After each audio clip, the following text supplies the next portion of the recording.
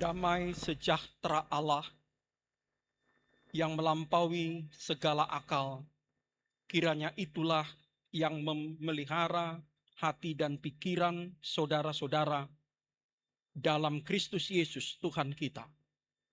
Amin. Jemaat Tuhan, khotbah untuk kita semua pada hari raya kenaikan Tuhan Yesus pada hari ini diambil dari kitab Kisah Para Rasul, pasal yang pertama, ayat pertama sampai ke-11. Kami akan bacakan di tengah-tengah kita. Hai Theophilus, dalam bukuku yang pertama, aku menulis tentang segala sesuatu yang dikerjakan dan diajarkan Yesus, sampai pada hari Ia terangkat. Sebelum itu, Ia telah memberi perintahnya oleh Roh Kudus kepada rasul-rasul yang dipilihnya.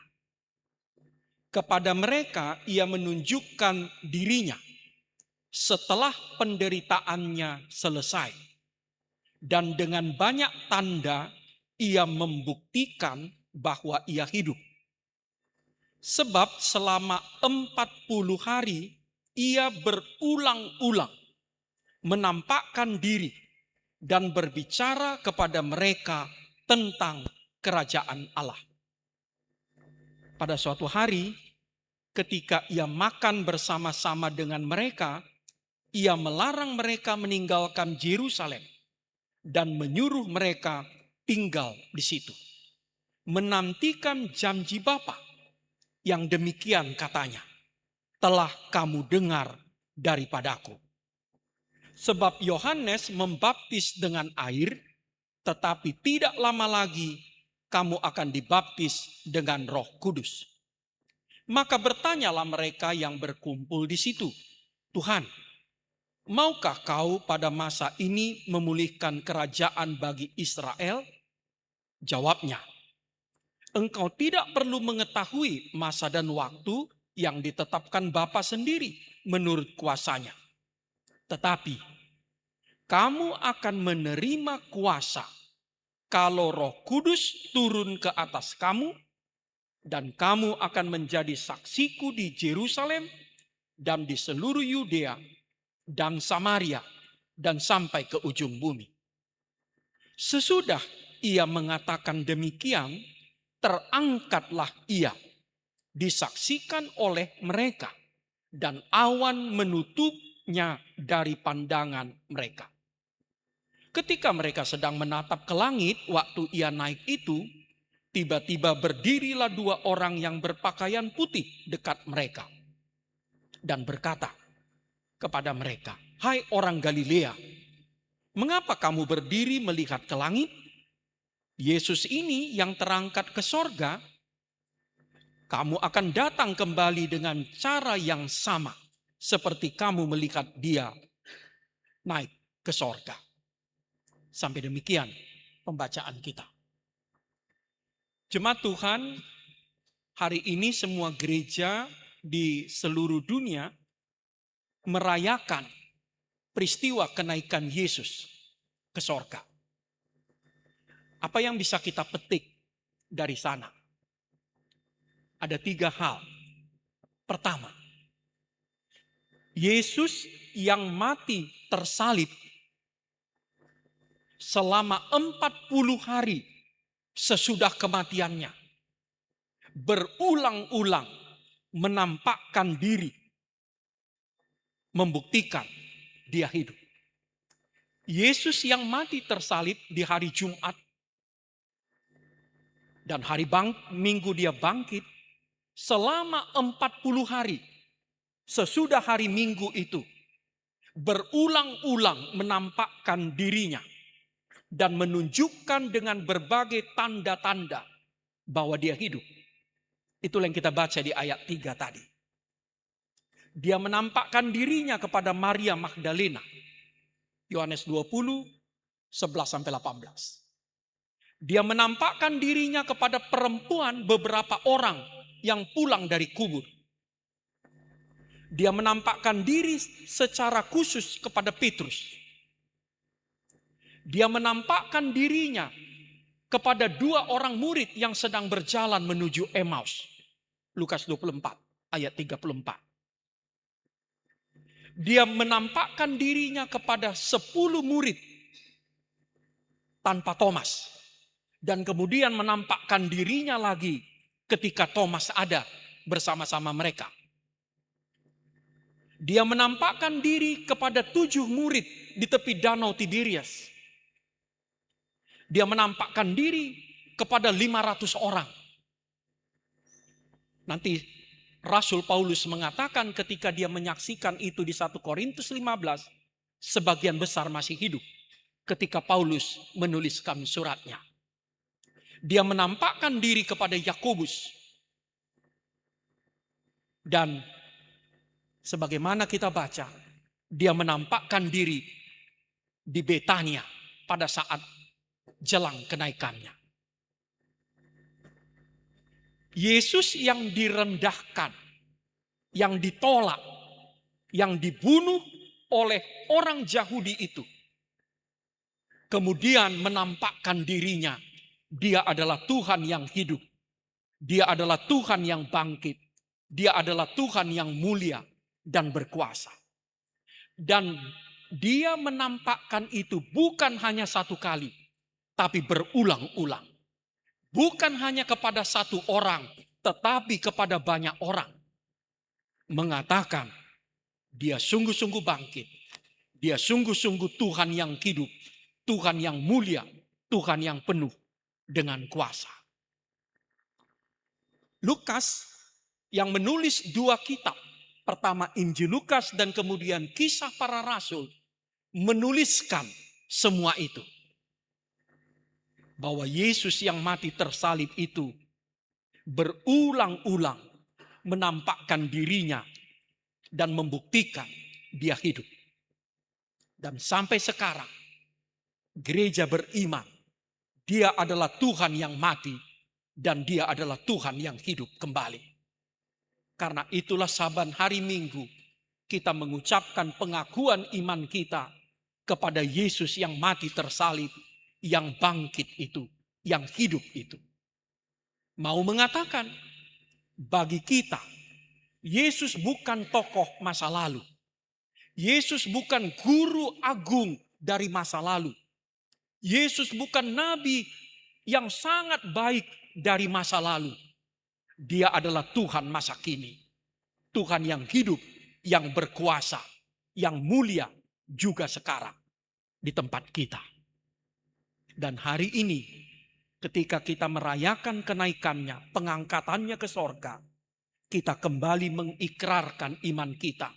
Kita beriman kepada Kristus yang mati tersalib dan yang hidup itu. Yang kedua, Yesus yang mati tersalib itu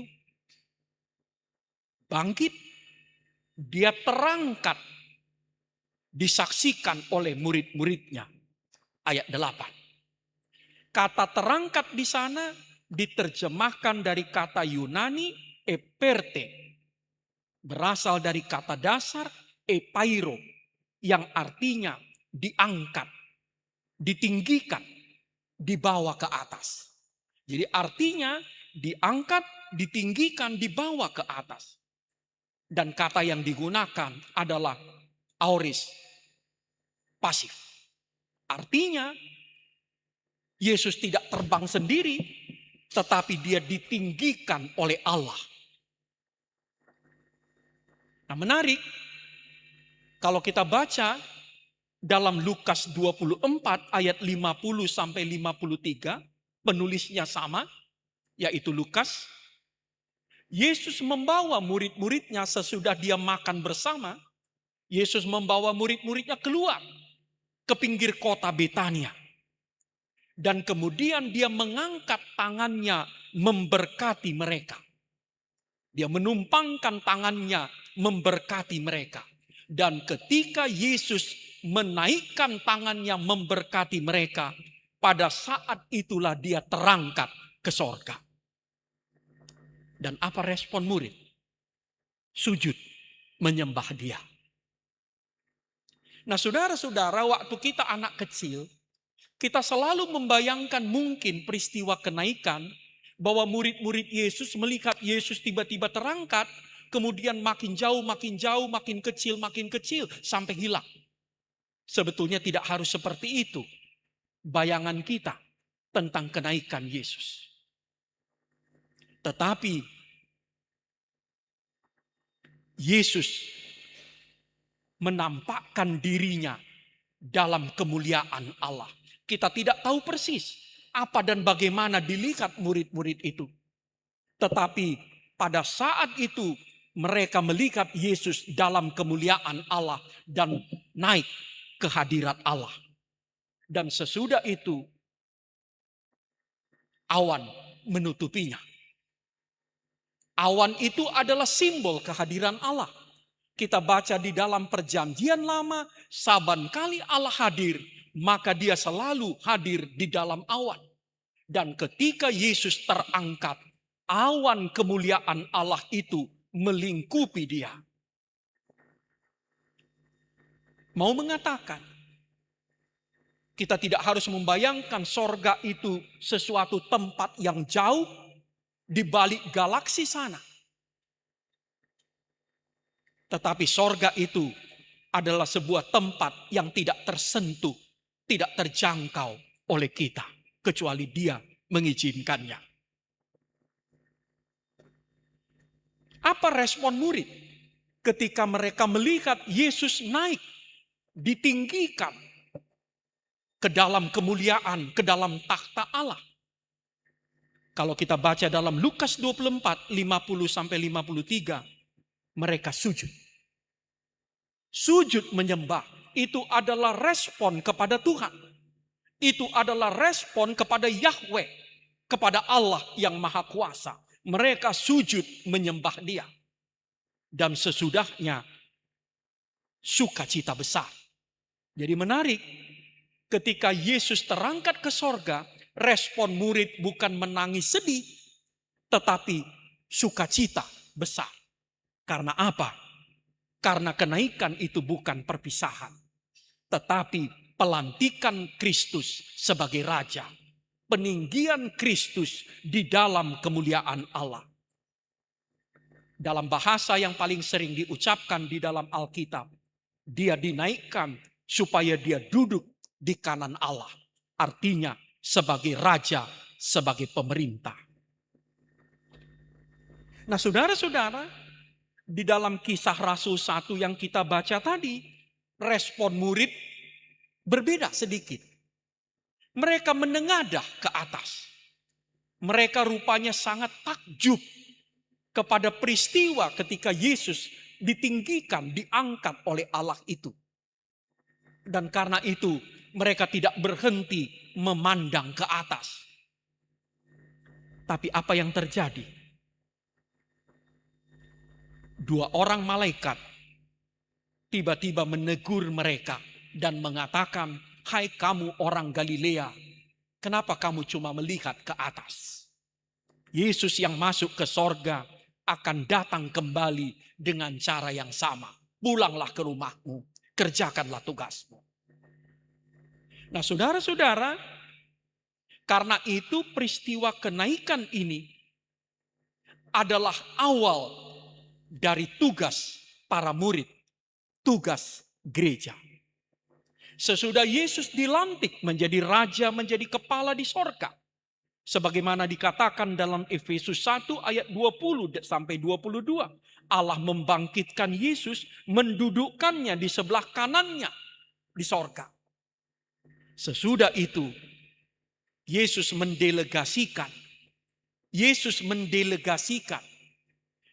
sebagian dari pekerjaannya kepada murid-muridnya dulu dan kita, murid-muridnya sekarang. Pengakuan iman kita, bagian kedua, saban minggu kita berdiri mengucapkan, "Aku percaya kepada Yesus Kristus yang mati tersalib, yang dikuburkan, yang bangkit pada hari ketiga, yang naik ke sorga, duduk di sebelah kanan Allah. Nah, seringkali karena pengakuan iman rasuli itu sudah tiap minggu kita ucapkan bertahun-tahun, sehingga dia tidak lagi berbicara kepada kita. Padahal di dalam pengakuan iman rasuli itu kita mau mengatakan, Yesus yang mati tersalib itu sekarang adalah Raja penguasa di sorga. Dia bukan lagi Tuhan yang menderita. Dia bukan lagi Tuhan yang dibuli. Dia bukan lagi Tuhan yang ditolak. Dia bukan lagi Tuhan yang diludahi, direndahkan. Dia adalah Tuhan penguasa langit dan bumi. Sembahlah dia. Takutlah kepadanya. Taatilah dia. Nah, karena itu, saudara-saudara, peristiwa kenaikan ini bagi kita bukan pesta perpisahan. Kita bukan mengenang pesta perpisahan, farewell party Yesus dengan murid-muridnya. Kita meneguhkan iman kita, menghibur kita. Bahwa dia yang direndahkan itu sekarang adalah Tuhan yang Maha Kuasa. Karena itu, ketika saudara dan saya satu ketika direndahkan, ketika satu ketika saudara dan saya ditolak, dibuli, tidak dipandang, ingatlah, Kristus sudah menang. Dia adalah Tuhan yang sekarang memerintah di sorga. Dialah andalan kita. Dialah gantungan kita. Sekali lagi, Tuhan yang mati tersalib, Tuhan yang dibangkitkan itu, Tuhan yang naik ke sorga, diberi mahkota, duduk di sebelah kanan Allah. Itulah andalan kita. Itulah gantungan hidup kita di masa sekarang ketika kita berhadapan dengan kenyataan dunia ini. Karena itu kenaikan itu sekali lagi bukan pindah alamat. Kenaikan itu adalah proklamasi, tikting, lumba-lumba, pengumuman. Siapa sebetulnya yang empunya kuasa, yang empunya kerajaan, yang empunya kemuliaan di langit dan di bumi. Dialah Kristus, Putra Allah. Nah, karena itulah nanti Rasul Paulus membuat sebuah himne dalam Filipi 2 ayat 9 sampai 10. Karena Kristus sudah merendahkan diri serendah-rendahnya, sebab itulah Allah meninggikan dia setinggi-tingginya, memberikan kepadanya nama di atas segala nama, supaya segala lidah mengaku Yesus adalah Tuhan, Yesus adalah Kurios, Yesus adalah Yahweh, Yesus adalah Allah, bagi kemuliaan Bapa. Sebab itu, hari ini kita bukan hanya mau bernostalgia bahwa 2000 tahun yang silam Tuhan pernah mati, bangkit dan naik ke sorga. Tapi kita mau meneguhkan iman kita. Kita punya andalan, kita punya gantungan hidup, yaitu Kristus yang telah menang, yang telah diberi mahkota oleh Allah itu. Yang ketiga, Yesus yang mati di salib, yang dibangkitkan Allah, yang ditinggikannya itu menjanjikan rohnya kepada murid-muridnya dan mengutus murid-muridnya ke seluruh dunia. Roh Kudus itu bukan pengganti Yesus. Roh Kudus itu adalah kehadiran Yesus dalam bentuk yang lain. Roh Kudus itu adalah sekaligus roh Yesus dan sekaligus roh Allah. Dia adalah pribadi yang satu dan yang sama, yang tidak bisa kita terangkan, namun bisa kita imani. Dan dalam Kisah Rasul 1 ayat 8 yang kita baca tadi, Roh Kudus itu adalah kuasa. Roh Kudus itu adalah kuasa, kekuatan, daya yang diberikan Kristus kepada kita, kepada murid-muridnya dulu, kepada kita, murid-muridnya sekarang, untuk meneruskan pekerjaan kasih-Nya. Dia katakan, tinggallah kamu di Yerusalem ini. Aku akan memberikan kepadamu yang dijanjikan Bapa sebagaimana telah kukatakan. Kamu akan menerima Roh Kudus dan kamu akan menjadi saksiku dari Yerusalem ke Samaria, ke ke Yudea sampai ke ujung bumi. Karena itu saudara-saudara, kenaikan Yesus itu mengawali terbentuknya gereja. Kenaikan Yesus itu mengawali misi gereja. Kenaikan Yesus itu mengawali pekabaran Injil, pekabaran nama Yesus, pekabaran kematian dan kebangkitan Kristus. Dan Yesus meminta saudara dan saya sebagai saksinya. Kita dipanggil beribadah, tapi tidak hanya beribadah, kita dipanggil juga bersaksi. Kita dipanggil bersaksi, tapi tidak hanya bersaksi. Kita juga dipanggil berdiakoni. Dan kita dipanggil berdiakoni, tapi tidak hanya berdiakoni. Tapi kita juga dipanggil beribadah atau bersekutu dalam nama Bapa, Putra, dan Kristus itu. Dan semuanya itu terjadi karena kebangkitan, karena kenaikan Kristus. Saudara-saudara, pada akhirnya, mari kita ingat teguran malaikat kepada murid-murid itu. Ketika mereka melihat Yesus dalam kemuliaan Allah, masuk ditinggikan ke hadirat Allah, mereka sangat kagum, takjub, terpesona. Dan kemudian mereka mungkin dengan melongo melihat ke atas. Tapi apa kata malaikat itu? Hai orang Galilea, kenapa kamu hanya menatap ke langit? Lihatlah ke bumi, pulanglah ke rumahmu, kerjakan tugasmu, kerjakan misi yang diberikan Tuhan padamu.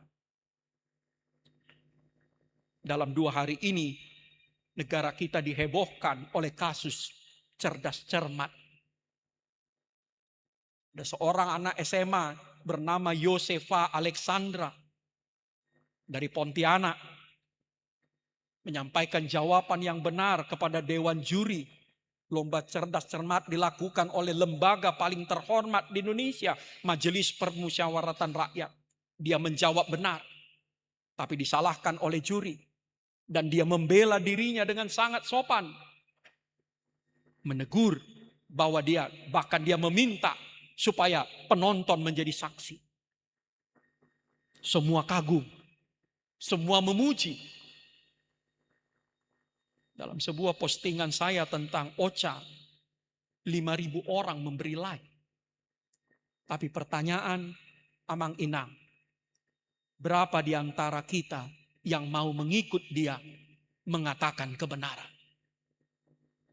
Umumnya kita hanya mau menonton kebenaran itu. Kita mau memuji, mengagungkan ada orang yang berani mengatakan kebenaran. Tapi berhenti di sana. Persis seperti murid-murid Yesus yang hanya memandang ke atas.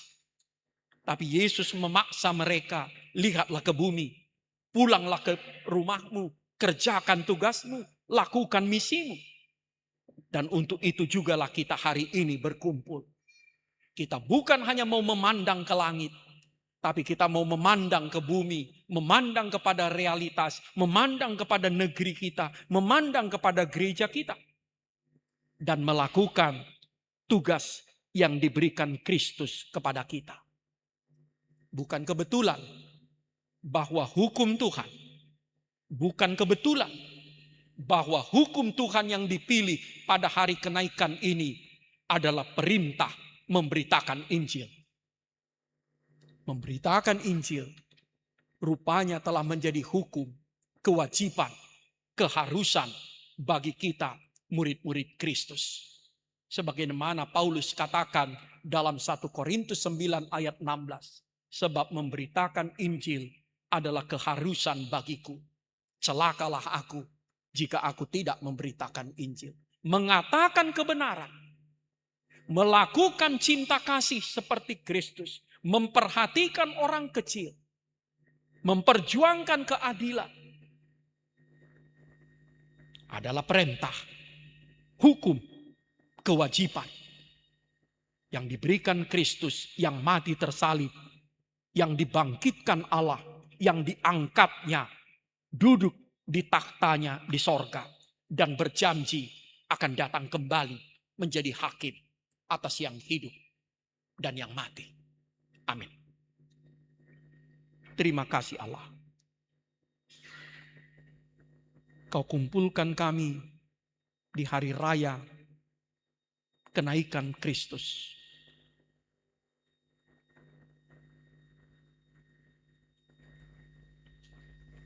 Engkau mengingatkan kami, Kristus yang direndahkan oleh dunia ini, yang ditolak, dibuli, disiksa, dan dibunuh oleh dunia ini, telah kau bangkitkan.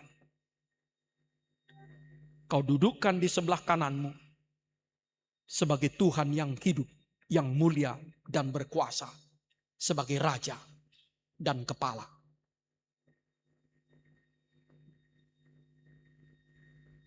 Biarlah perayaan kenaikan ini meneguhkan iman kami, bahwa kami punya andalan, gantungan, jaminan, dan kepercayaan. Kristus yang mati dan bangkit, yang sekarang duduk memerintah langit dan bumi ini. Ketika kami merasa direndahkan, dikecilkan, disingkirkan, ketika kami merasa sangat tidak berdaya, ketika kami diliputi oleh duka cita mendalam, ingatkanlah kami kepada kemenangan Kristus. Ingatkanlah kami bahwa Kristus Sang Juru Selamat kami sekarang adalah penguasa yang empunya kerajaan, kuasa, dan kemuliaan. Dan biarlah itu menjadi penghiburan bagi kami, bahwa Dia sanggup membela, melindungi, menyelamatkan kami. Ya Allah, pada hari raya kenaikan ini kami diingatkan kembali bahwa Kristus mengutus kami ke dalam dunia, meneruskan pekerjaannya, membagi-bagikan cinta kasih, memberitakan keadilan, mengatakan kebenaran. Biarlah Engkau juga melengkapi kami dengan Roh-Mu yang kudus, supaya kami kuat, kami berdaya, melakukan yang benar, melakukan yang baik, yang diamanatkan Kristus kepada kami. Berkati kami semua, bawalah kami pulang, ingatkan kami untuk melakukan tugas dan pekerjaan kami, termasuk tugas menjadi saksi mewartakan Injil Kristus. Amin. Marilah kita mengumpulkan persembahan kita sambil berdoa, sambil bernyanyi.